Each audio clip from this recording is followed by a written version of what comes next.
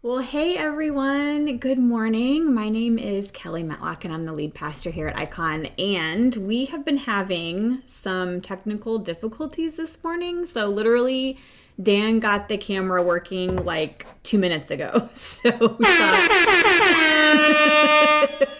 we're like, well, we'll just hop on live after worship really quick. So yeah, we're just gonna go ahead and really quick go over a couple of things. It might look like when we transition from this to the message, it might like we're still figuring some things out. So just bear with us this morning. But we already put in the chat about the Connect card. If you're new, we would love for you to fill one out so we can stay in touch with you, stay connected, and also so you can stay up to date on anything that's going on around here. Also, we want to take a second here to thank all of you who give faithfully to Icon, who support the mission and the vision that's going on around here. We know that especially right now, financially, things are hard for everyone. So we're just so grateful to all of you for continuing to give and to support Icon Church and to support what we're doing in our community. And here in a second, we are going to go into our message for today. And I'm really excited because we're doing it a little bit different. We decided to have a conversation with a couple of our very own, with Christine Stivers and Sabrina Jennings, a couple of women that are a part of Icon, and just talking about, continuing talking about faith and politics and how those things intersect in their lives. And we just thought it would be such a great thing to have you hear from a couple of our own and just hear different perspectives and the way that different people are processing faith and politics, especially in this season with election day being just a couple of days away, and things have been really just wild. So I'm really excited to present this conversation to you, and then hopefully, as long as Dan's like nodding his head at me, as long as everything is still working as long as everything is still working. Guess who's back? Shady's back. Okay. All right. Okay, he's had his fun. So we'll see you back here after the message. It is a little bit longer today, just because the conversation was so good. I even cut out a little bit of it for time's sake so we could fit it all in our online setting, but it's still a little long. So hope you enjoy, and we will see you right back here after the message. I'm super excited today to have both of you guys on. Thank you so much for agreeing to do this. Before we get started with our conversation about faith and politics, if you guys could just each introduce yourselves to everyone. I know there's some people that will know you, but some won't. So if you could just tell us who you are and then just a little bit about yourselves. Hi, everyone. My name is Christine Stivers. I was born and raised here in Austin, in the Austin area. And I have been married for about 5 years. We have twin girls that just turned, or they're about to be 5. They're 4 right now. Very first pregnancy right off the bat, just went for it, 2 twin girls. So it's been a fun, interesting years. I am a manager in a provider data department for a health plan here in town. And so working from home right now. And yeah, that's been my days. Other than that, just lots of different movies, music to keep sane, trying to stay off of social media as much and finding different hobbies during this time right now. So that's kind of our life right now. Yep. Awesome. Cool.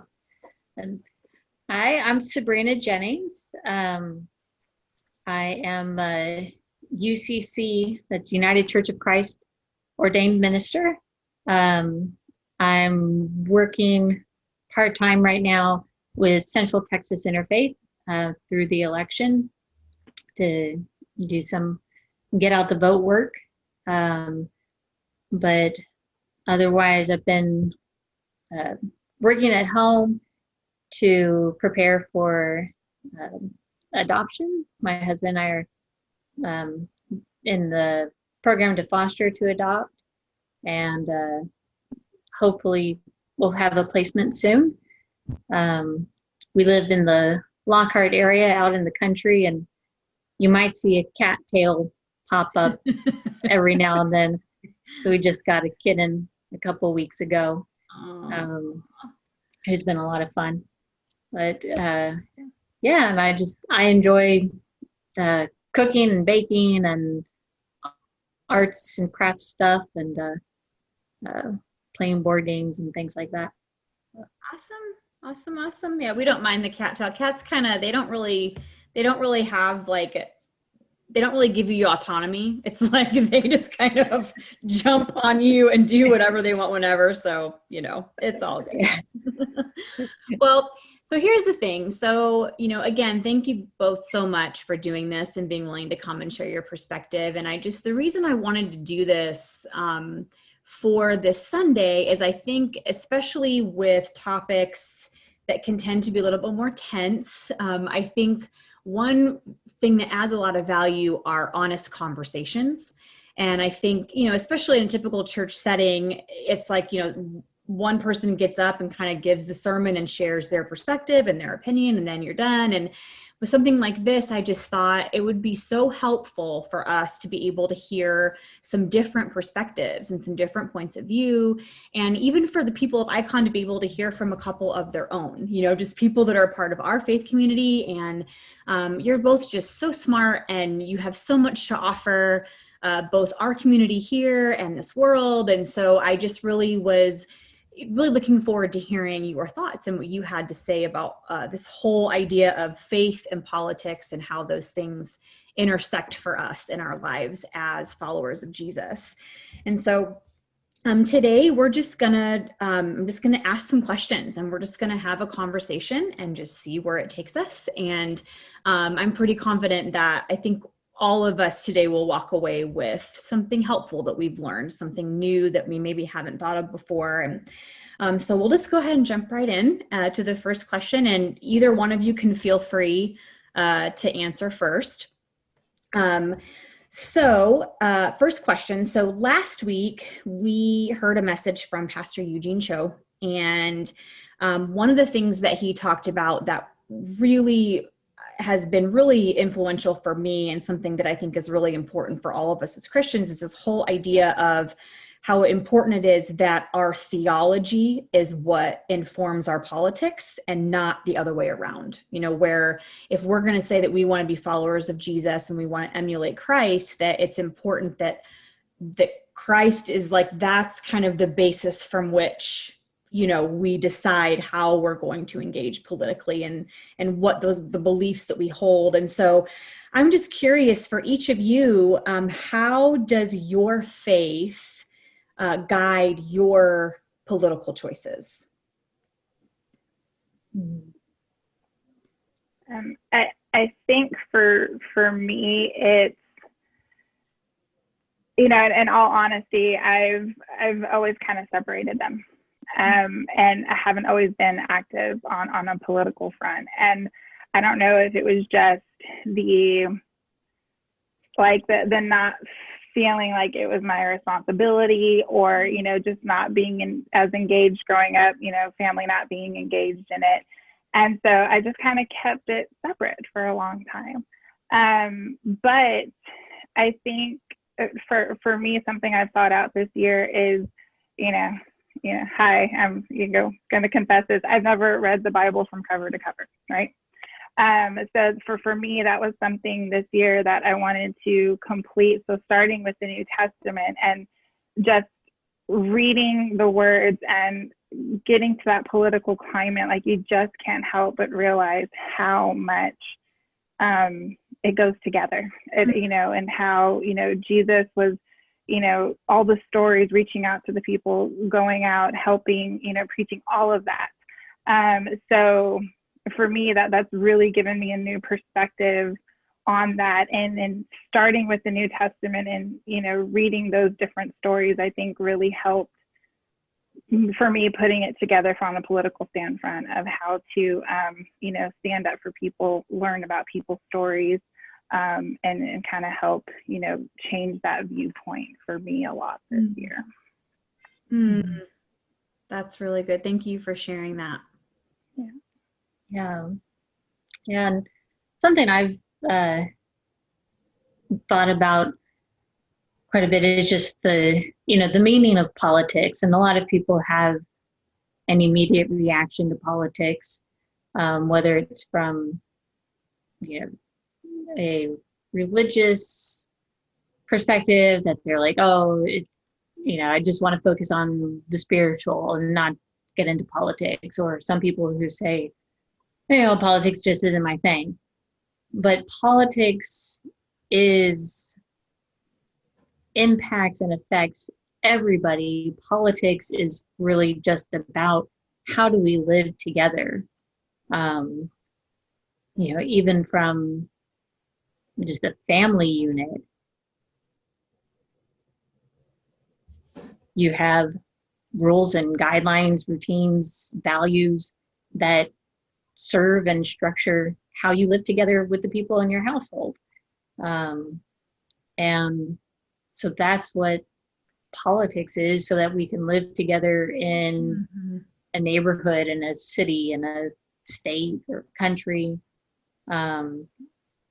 It's how we live together. And I think, all through our scripture, what we see in um, what we can know of the character of God and what we see in Jesus is a deep concern for how we relate to each other and live together.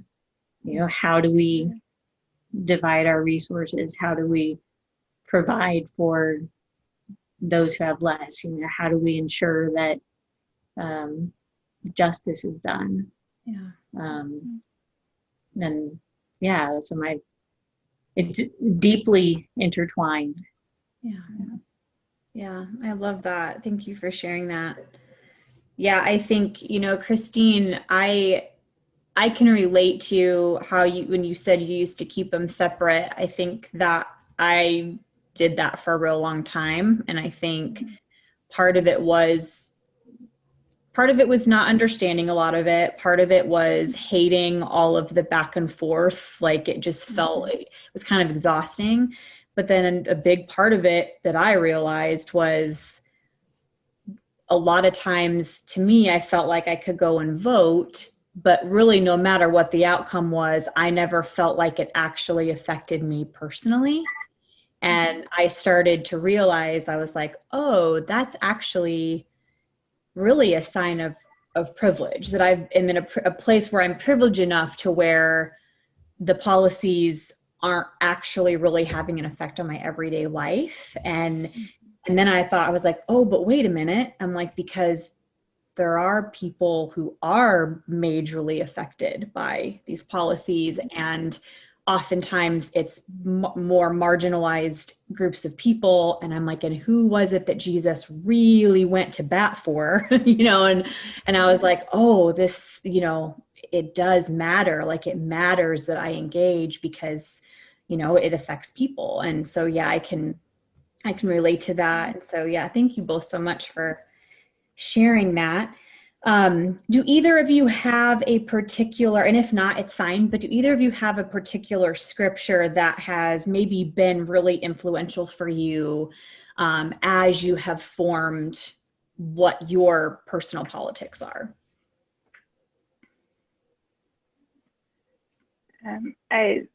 To me, mine, I laugh because I use it on my girls all the time. But the golden rule, and I believe it's in Matthew 7, right? Like just treat others how you want to be treated. I know it's simple, it's high level, but when we're thinking about the things that, matter in our lives, affect our lives, just thinking about that, that's something I always go back to. It's nice and simple. And I was laughing because, hello, I was like, oh, there it is, Matthew, right here, like it's just, I know it's nice and simple, and politics isn't always simple. But for me, that kind of is the starting point when I start to think about a lot of different policies and candidates and things like that. That's so good. That's so good. How about you, Sabrina?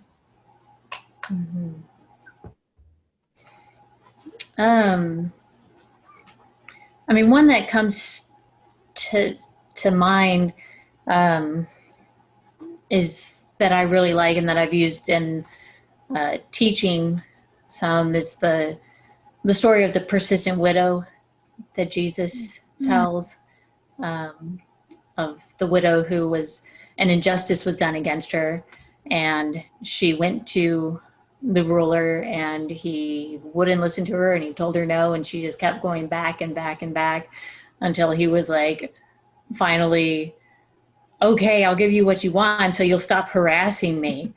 And it's just such a story of you know, courage and stepping out and using your voice um, and maybe creating some tension and a little bit of conflict. I mean, the and so I really like that story. Yeah, that's so good. I honestly had not thought about that. And I'm like, oh man, yeah, That's a good one. yeah, Yeah. it really, really is. Yeah. Okay, um, we've talked a little bit about how our faith informs, how it informs your politics. So, and, Christine, you talked about, the golden rule of, treating others how you want to be treated. And I think an underlying theme for all of us as we're trying to follow Jesus is this whole idea of loving our neighbor, that Jesus, the greatest commandment, it's like love God and love your neighbor as yourself.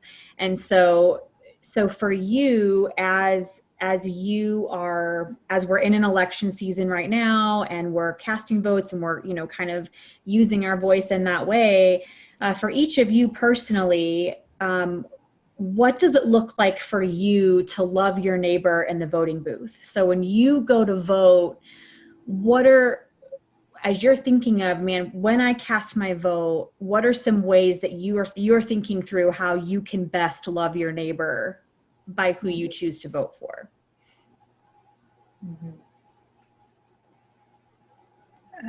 I think taking it seriously, as far as doing research on the candidates, informing yourself on propositions, whether it be, websites, going to look at the ballot, talking to others, taking it seriously. Because I think, I'd hate to, okay, again, confession, right? And in previous voting times, it would be like, let me go vote for the president. And then everyone else is like, skip. I don't know, that name looked familiar on a poster. Maybe I got a flyer, something like that, right? So, and that's how I've voted previously like that too, not understanding like the importance of what we're really doing. So I think just taking it seriously, informing yourself on that, because like you're saying, and if you're talking to your neighbors, if you know your neighbors, know their concerns, then you can have that outlook when you research the candidates, and know the propositions and things like that.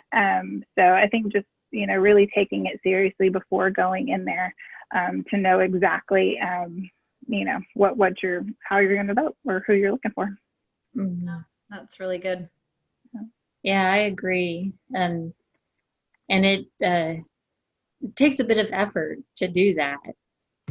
Especially, unfortunately, here in Texas, it can take a lot of effort to be a real informed voter. But yeah, I completely agree. That's so important. And one thing to realize is that, we talk about that it's a right and it's a privilege to be able to vote.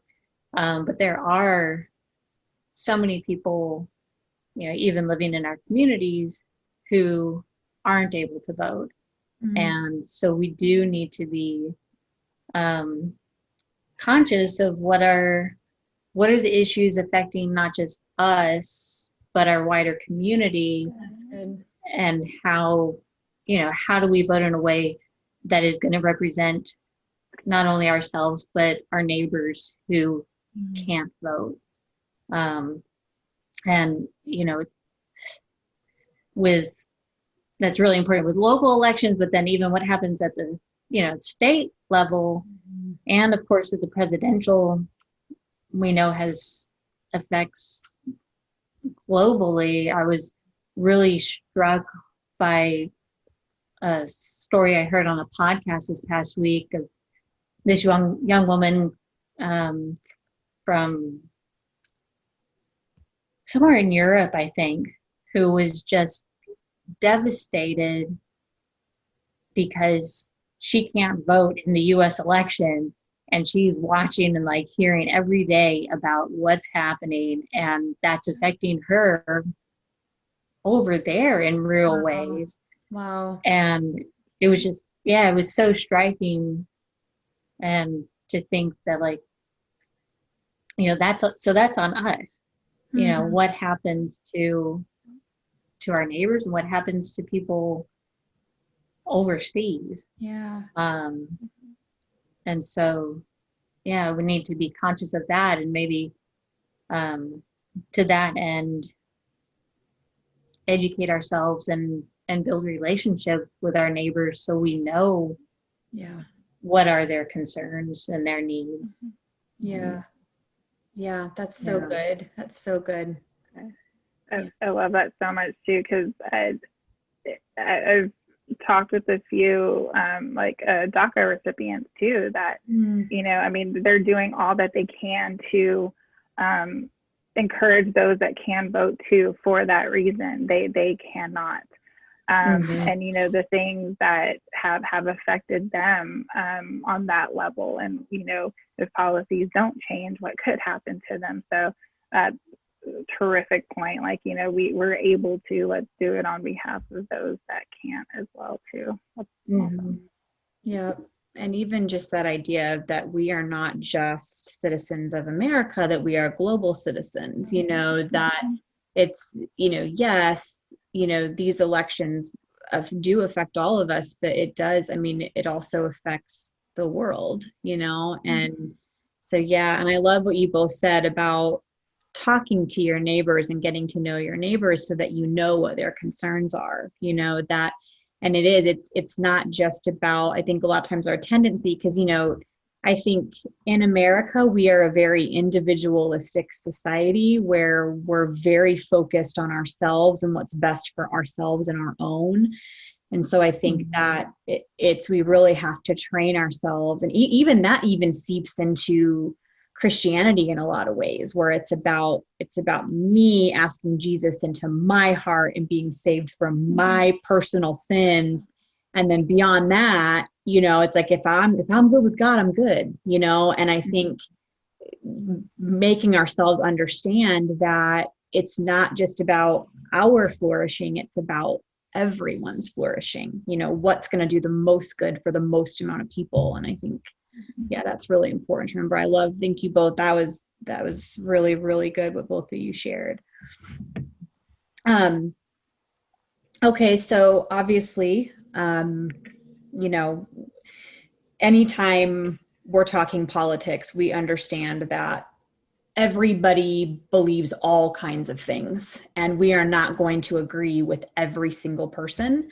And there are going to be a lot of times in our lives too, we're going to have people that we're close to that we're going to disagree with, and people that we love that we disagree with, people that we work with, that we're in community with.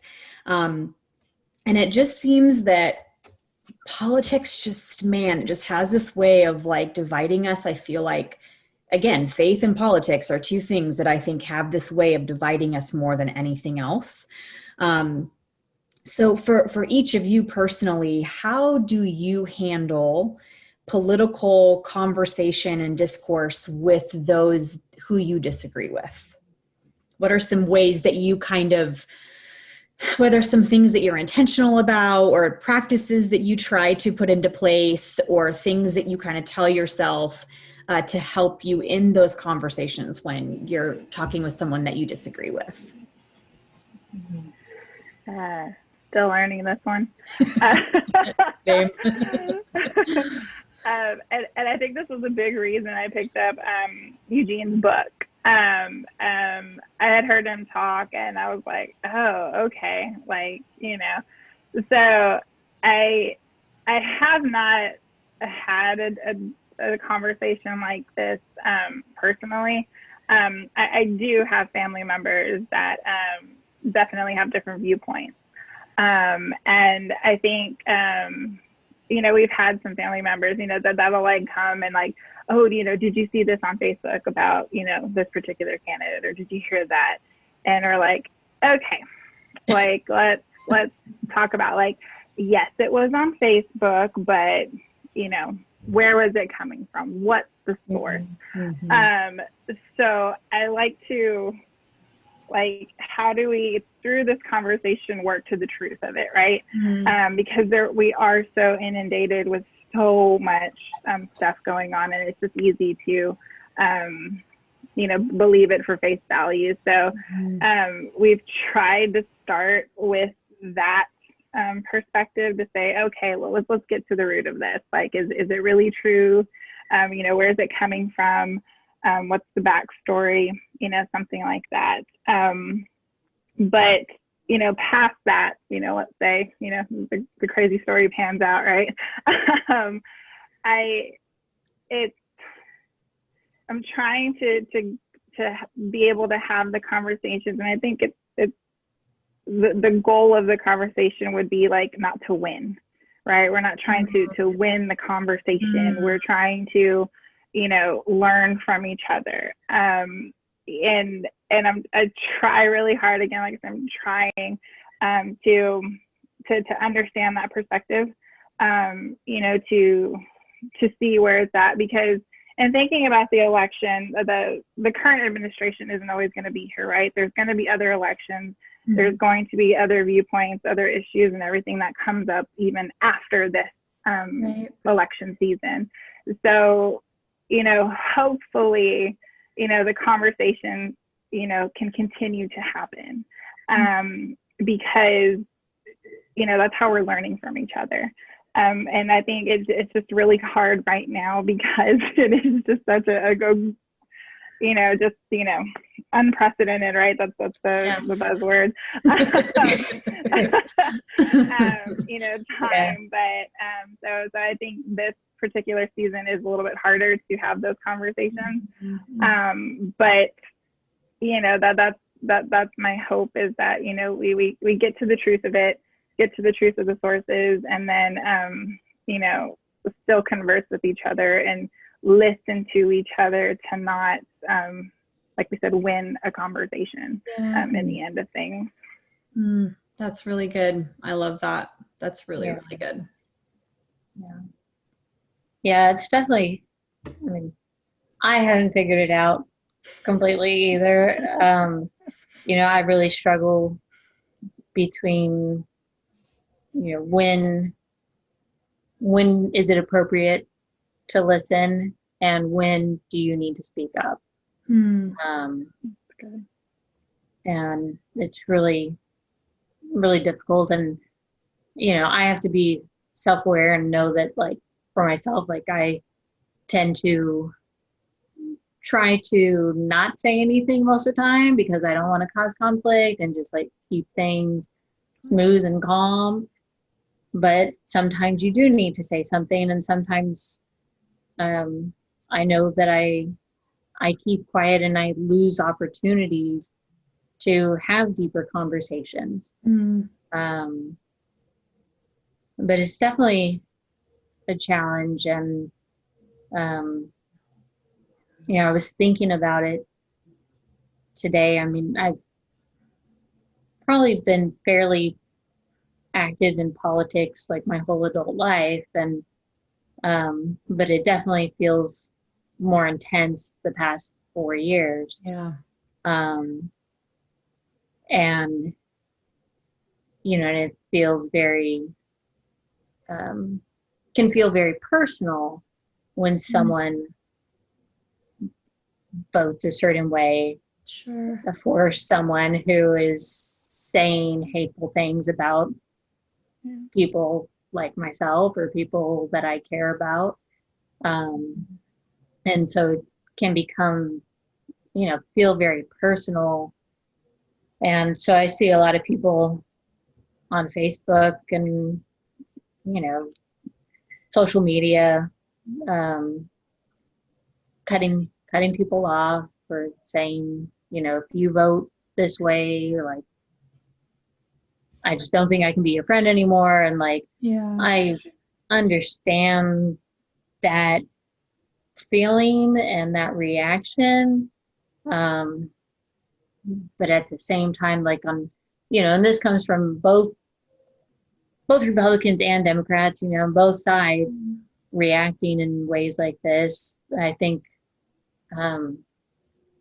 we really have to, at least with people we actually have personal relationships with, like, we need to be able to prioritize that relationship.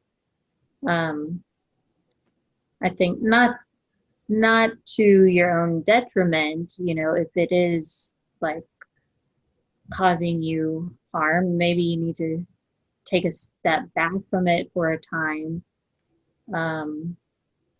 But to be willing to have some conversations and be willing to go back and try again, maybe let's not talk until after this election is over. Take a little break, but come back to it.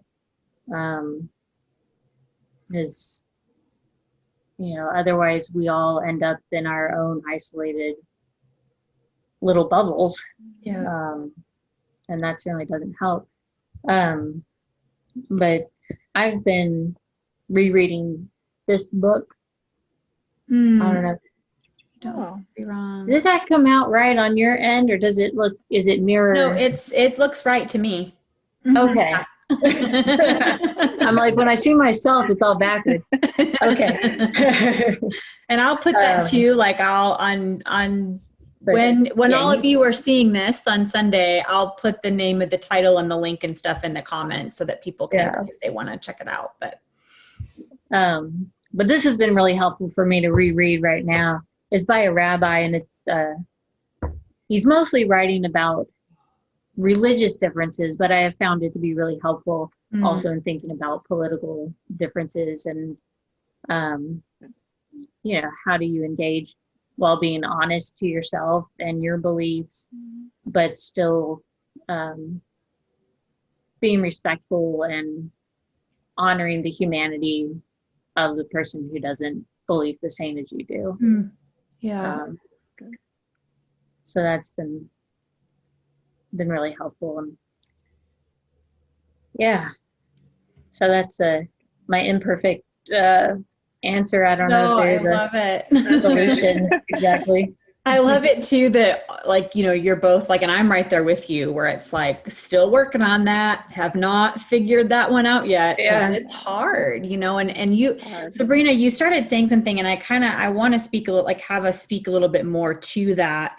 Because again, I think one of the ways that we get into trouble is when we either exist within echo chambers where we're only listening to people that think just like us, and when we're not broadening our perspective, with what other people think. But then also, like how I said earlier, how before it was like I could cast my vote, and I never really had to think about, it didn't feel like the results of that election were actually affecting me on a personal level. Some of that has changed now. There are people that I love and things going on, where I'm like, no, that there definitely can be some personal impact, depending on what policies are in place and things of that nature. But also I think, it's so important for us to listen to other people who are impacted by those things and to take that into consideration when we're voting. So, and again, you can each share as much as you feel comfortable with, but and it's no secret that, and you said the past 4 years have felt, Sabrina, you said have just felt more tense than usual. And I mean, I can say, I feel like this election carries a heavier weight than any election that I've been alive for. For a lot of different ways, it has felt much more intense, I think, than I've ever, felt before. And so, are there ways that this particular election are personally impacting you as an individual, or could potentially impact you as an individual? And if so, what kind of ways is it having an impact on you? Yeah. Go ahead, Sabrina.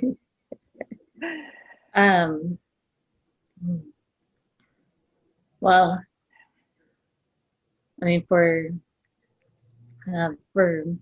Locke and I, we're personally very going to be affected by anything that happens in regards to LGBT Q rights.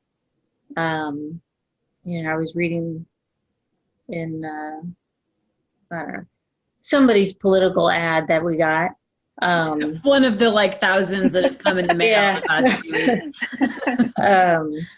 That one of the things, if they're elected, that they would like to pass is to prevent transgender adolescents or teens, prevent them from being able to have any access to transitioning.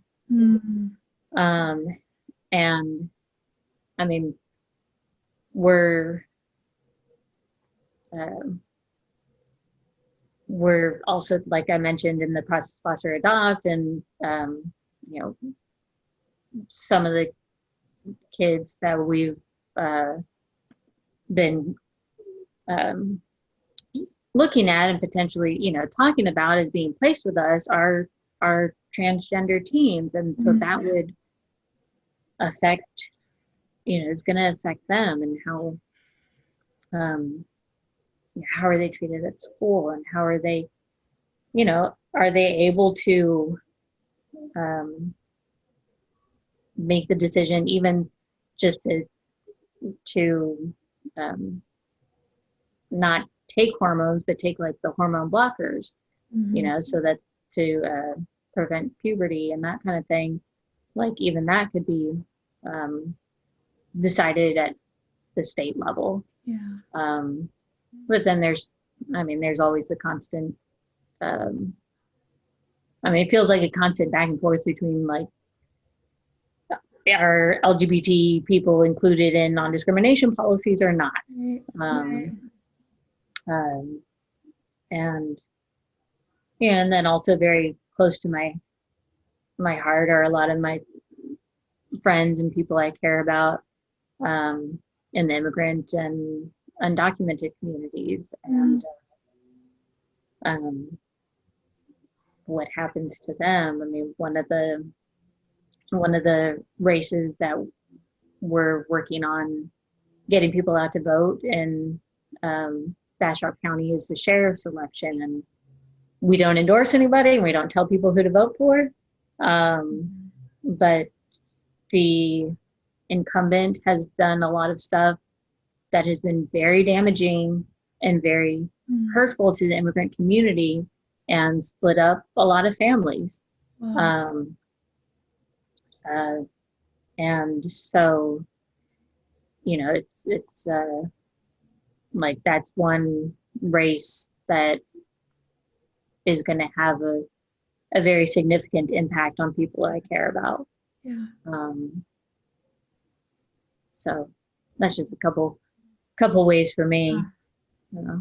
Thank you for sharing that. Like, we don't take that vulnerability lightly. So thank you for being willing to share that. And it's important for us, for me as a, cisgendered white woman, like I have to listen to people when they're telling me this is something that could impact me, and so I appreciate you sharing that with us and with all of us at large that's on this, watching church today. So thank you for that.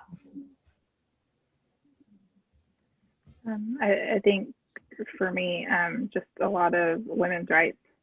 You know, I mean, just when it comes to healthcare, you know, I mean, just everything that, you know, equal pay, you know, just, I mean, everything when it comes down to that. You know, being a mom to two girls, you know, I think about that. What's it going to be like for them when they grow up? You know, just all of that. It's just been so eye-opening to, you know, even, you know, during, you know, birth, you know, I mean, birth isn't necessarily the easiest thing in the world. And, you know, some people, you know, just like, oh, it's just you're giving birth and nothing's going to go wrong. You know, like, I mean, just those kinds of things, you know, making sure that, you know, the politicians know those types of things to protect, you know, women, and, you know, just all of that, I think really sits on me and sits on my heart for my girls, for every, you know, every woman growing up. You know, what can we do? I mean, always we've seen through generations past, like everyone that's fought in the past to get to where we are now. So, you know, the fight's never going to end. But, you know, how do we continue to fight to make it a little bit easier for them, you know, as we just continue on. So I think for me, that's what always sits with me. And then like you too, Sabrina, I mean, just the immigration laws, you know, just knowing everything going on, you know, just I don't, you know anything personally, but, you know, just seeing what it's like from someone in our, you know, people in our communities, you know, just it's tough to see all that. So I think those are the two that I always kind of come back to. That definitely would like to see that needs a change. That definitely needs a change. Yeah.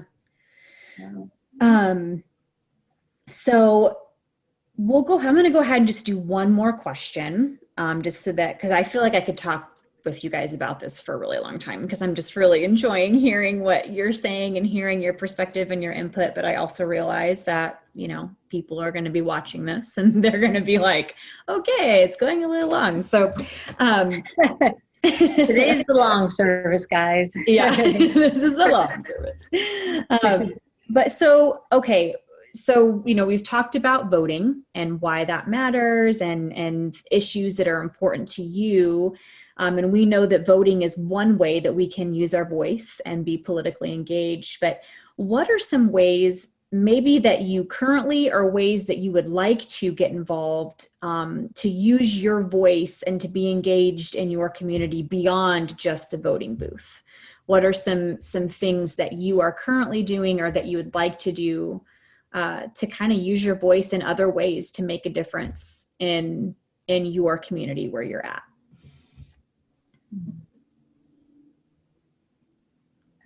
I think this one has always been, and I don't know if it's just been this year, but just trying to find other little ways. And I know during COVID, it's been difficult as well too. But I'm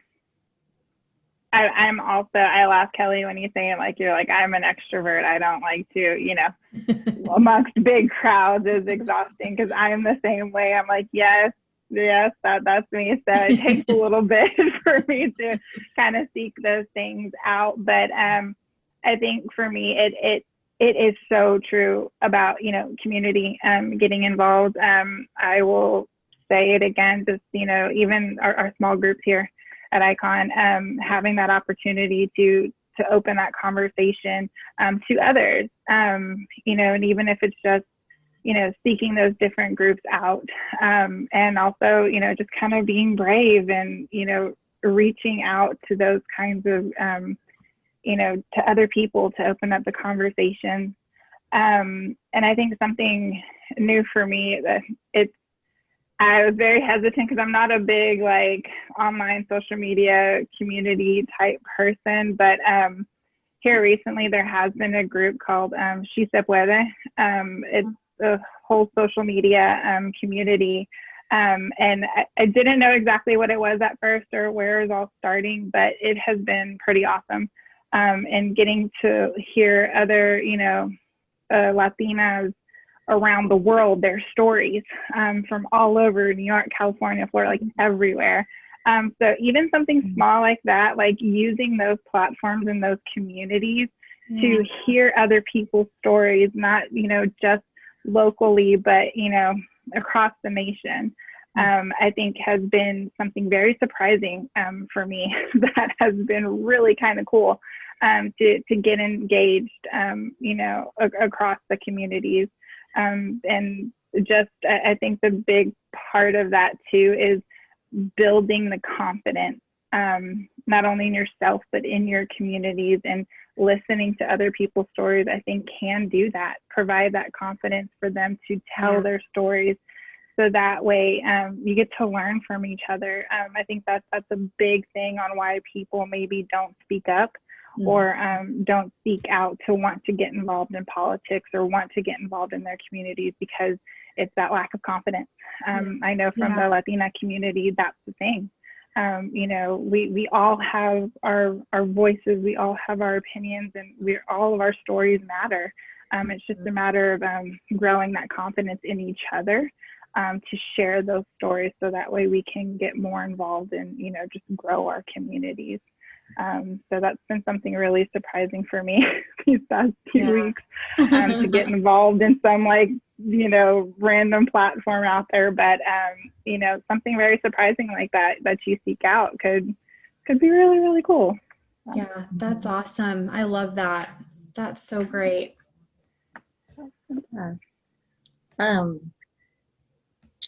I have a couple of things.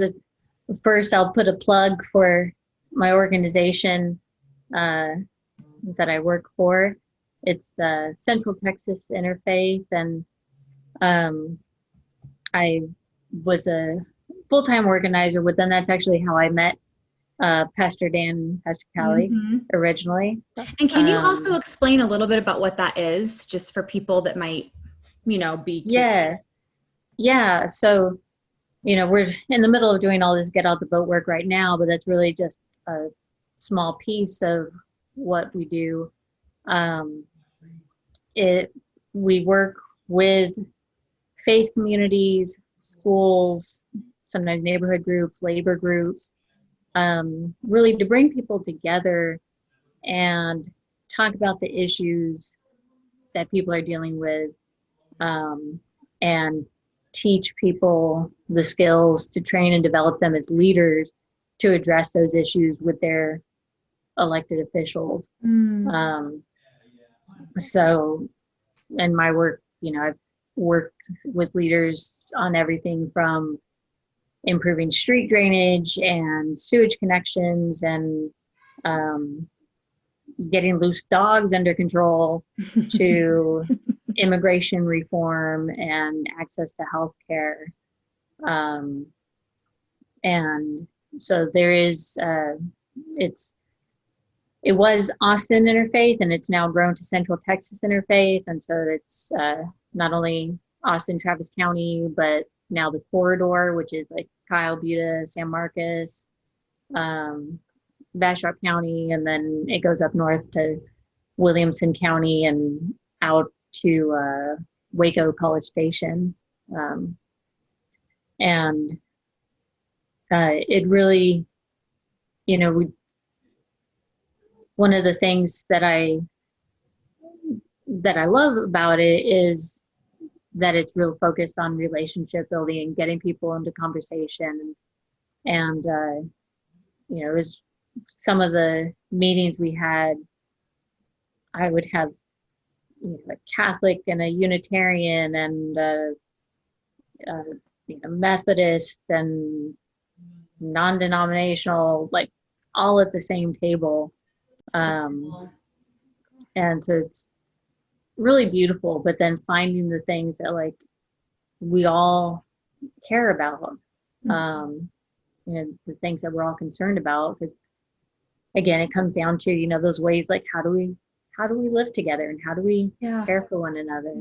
Yeah. So would love to, get Icon more engaged with that. Would be wonderful. And then the second thing I was going to share, well, does that give a Yes. good Oh yeah. summary of it? Okay. Yes, definitely. Yeah.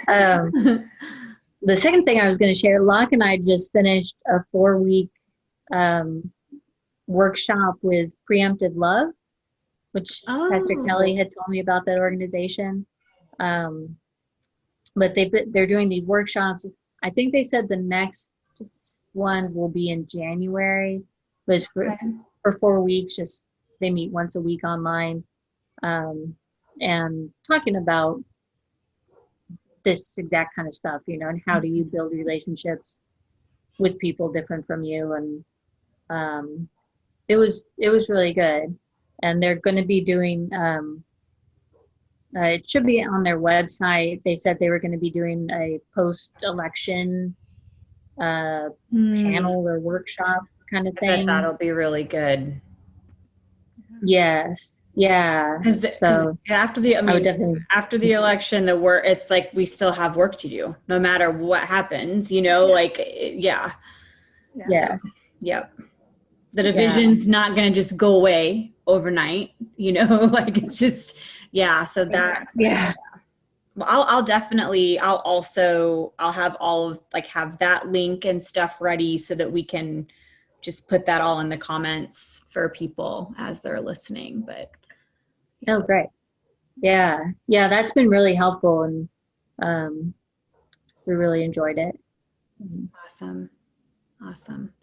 Yeah, there really are. It's like there's so many resources and so many people doing such great work around bringing people together, how to care for people by the way that we engage in politics. How, there's so many wonderful resources, and I'm actually compiling a list. So for everybody watching, I'm going to also include after this video, we'll have a list of a bunch of resources for everybody just to be able to learn and to grow and to expand our perspectives. And well, you guys, thank you so much. I seriously, I feel like I could keep talking forever, but I'm looking at the time going, we probably need to wrap it just because we have a limited amount of time that we can actually be on church online. So it's going to cut us off, or it's like when you were a kid, you'd watch TV and it would go to the dead screen where it was just the colored stripes or whatever. Okay, you guys are done. But I wanted to end with a couple things. So I got this from Eugene Cho's book, Thou Shalt Not Be a Jerk. But I just thought that these two things are so helpful. He said there was someone, he was having a conversation with someone, or maybe it was someone that had written a book that he had read. But they said there's two really great questions that we can ask each other when we're engaging with people that we disagree with. And one of them is, can you help me understand what you believe? And then the other question is, what brought you to those conclusions? And I just thought, I was like, what great questions, as we're engaging with people when it comes to faith and politics and how those things intersect, just what a great way for us to be able to seek to understand, Christine, you were saying, when we're in conversations, it's not about winning the conversation, but it's about listening and seeking to understand, because most people, the beliefs that most people have, there's a reason why, whether we agree with them or not, or whether we think they're terrible beliefs, or not, most people have a reason for why they came to those conclusions. And so I think seeking, and when we can understand that helps us to understand so much more about, so this is why that matters to you. This is why you think that way, So yeah, I just wanted to share that. I thought that was so good. And so this has been really great and helpful for me. I've been learning so much from both of you, and just appreciate both of your perspectives and what you bring to Icon and to this world. And so, yeah, thank you both so much. Do either of you have any parting words that you would like to say? If not, that's okay. I think what you said, Kelly, like the work isn't done, right? Just because this election's coming to an end, there's still a lot to be done. However, the election turns out, one person's not going to fix it all. Yep. It's not going to change overnight. So, just let's all, still be prepared to do this kind of work, because it's still going to be needed for sure. Yep. For sure. For sure.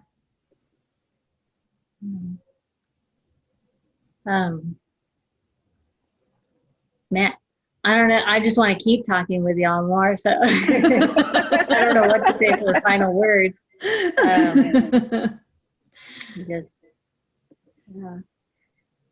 I'll just want to show you my kitten. Oh, yay. We can use that. We can use that. It's like therapy. Oh, sleeping in my arms. Cute. So comfy. I know tonight, Dan and I, there's a show on Apple TV. It's called, Tiny World. But it's how Planet Earth, they like go and they film animals and stuff. Well, they focus on the tiniest animals. And the first episode, it was in Africa. And I was sitting there watching it and I'm like, and it's Paul Rudd who narrates it. And it's not the oh my gosh, that lion is killing that gazelle and this is stressful and terrible. It's like, no, there was a happy ending for every scenario. And it was like super cute. And I'm like, this is the energy that 2020 needs right now. These like cute little animals where everything turns out happy. Like it was just, right. Yeah. So your kitten reminded me of that. I'm like, sometimes we need like the goodness and the beauty and the cuteness to kind of help offset all of the wildness and the tension. So for sure. Yeah. All right. Well, we will go ahead and wrap this up. But again, thank you, Christine. Thank you, Sabrina, for sharing your perspective. And let's just keep these conversations going, right? Yeah. Right. Thank you, guys. All right. We'll see you later. Do now. Hey, welcome back. Gosh, such a great conversation. Christine and Sabrina, again, thank you for your wisdom and your input and sharing your perspective with us. Also, thanks everyone for engaging in the chat. Just some really great conversations happening there. We are putting the different resources in the chats on the different platforms of just some books, some podcasts, some online webinars that you can be a part of if you would like to dig a little deeper into this idea of, engaging politically, faithfully as followers of Jesus. We just want you to know that throughout the next few days, as Election Day is approaching and things feel tense and wild for so many of us, we just want you to know that we are thinking of you. We love you. We are here for anyone. If you need anything, just someone to process with, we are here. So I'm going to wrap it up quickly because we have like a couple of minutes before our eKids service is going to start. But again, thank you all so much for joining in today. And we just hope that this is a really fabulous week for all of you. And we will see you right back here next Sunday. It wouldn't be in a Sunday without Dan doing all of...